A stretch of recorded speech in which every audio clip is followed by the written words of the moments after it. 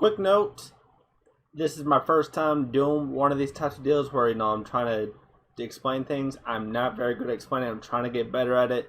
So bear with me on this. I will get better. I promise.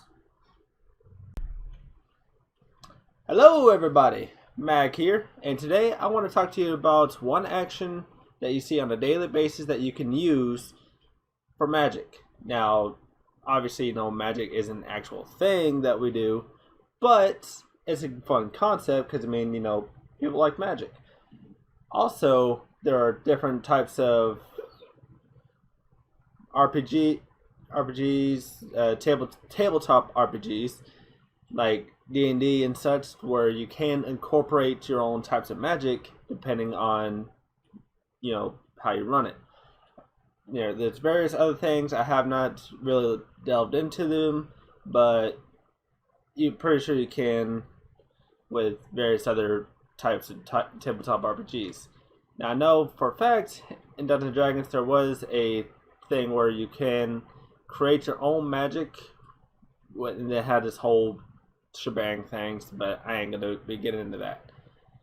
What I'm going to be getting into is this right here. This simple action right here has so many methods of using it in magic, as long as you know basically the fundamental properties of how bouncing works. And behind me you can see my dog Rain. She's adorable. Now, what makes this so special? Well, that involves me getting into a lot of science, and I don't feel like doing that.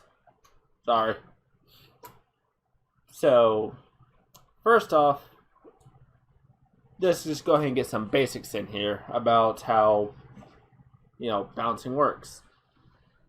Again, not going to get too scientifical, but,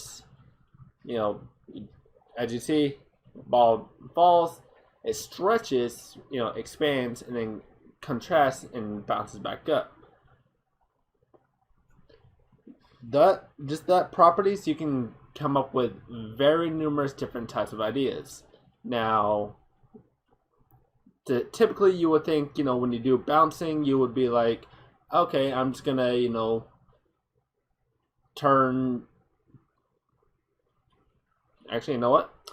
I'll turn this into basically a rubber ball type deal to where I can drop it and boom, it's now bouncing. Which, in a sense, that is one of the routes to go into it. You can basically turn everything into like rubber or into some kind of material to where it has a high elasticity and it snaps back quickly, which that typically does do that, but it also requires a harder surface in order to bounce. Now, one type of method I found of using it, which I really like the idea, is basically using a grappler, and basically you transform the entire area into basically a bouncing castle. Basically, the whole premise of it is the more force you put onto it, the more it stretches out and then snaps back, causing it to launch. So with a grappler, you can grapple someone. If you have high enough strength, you can also fling them, toss them, drop them, whatever, and they just start bouncing all over the place. So in a place like a house, a cave, a dungeon, a cell, basically anything with 4 walls is preferable for this. And to be perfectly honest, the smaller the space, the better. So if you find yourself in a fight inside of a jail cell, because those are relatively small, use your magic to transform the entire area into where everything stretches and snaps back quickly, and then throw your opponent against the wall, floor, don't matter, and just watch them bounce around. And then either when the time limit's up or you deactivate the spell on your own and they splatter against the wall or go through it. You know, whatever happens to happen. Now, another method of doing this is actually removing the ability to walk or move or do any functions that you normally would do. And by doing this, it's actually part of the more scientific properties of bouncing, and that is, you know, well, actually it's not a more scientific thing, but it is the stretching aspect.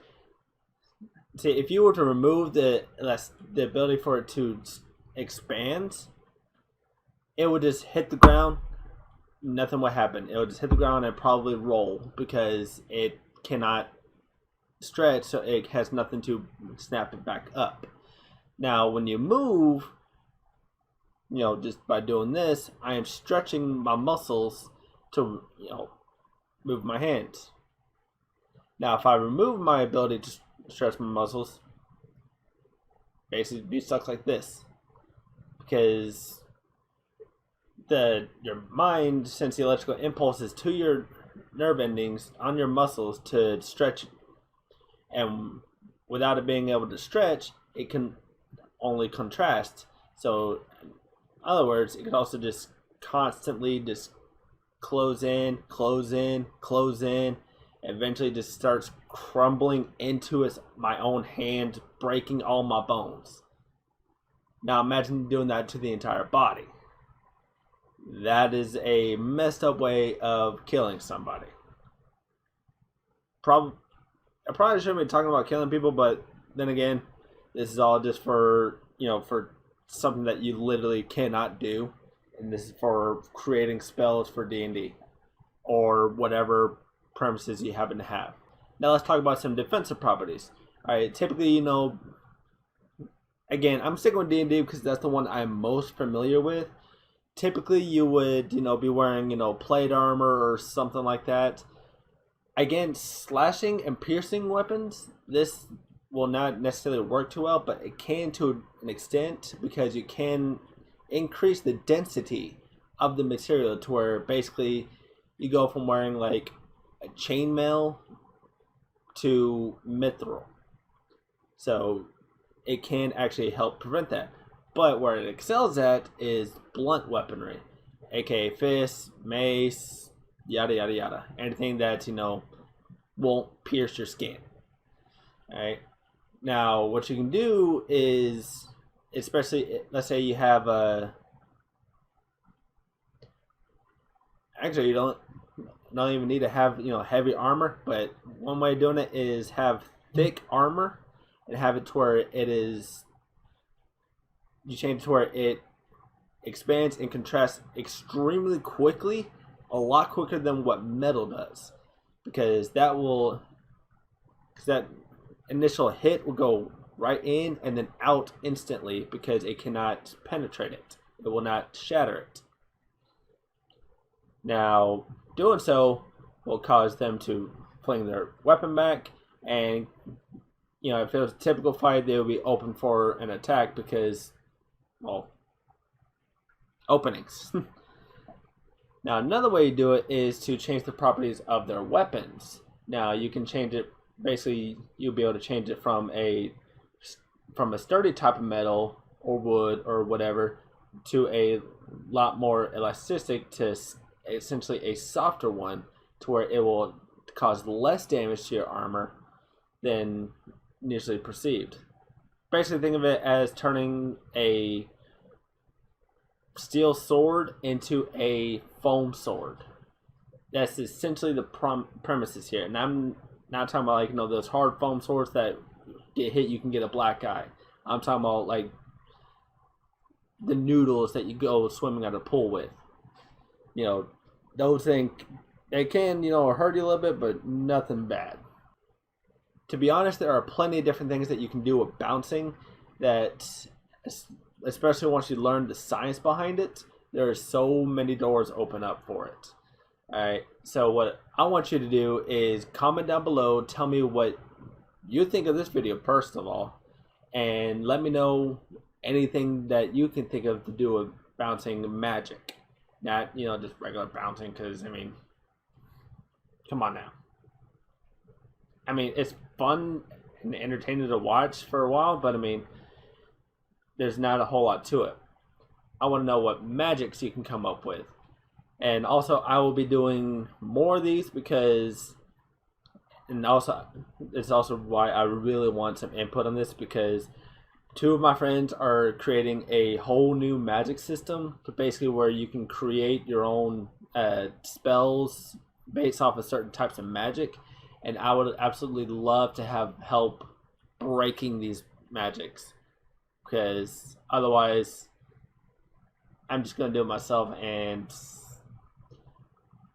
it'd just be more fun to have some more inputs, some more knowledge, because even though I do go out and research different things, I would love to have help on this. So comment down below, like or dislike. I honestly don't really care. I'm just kind of just doing this just to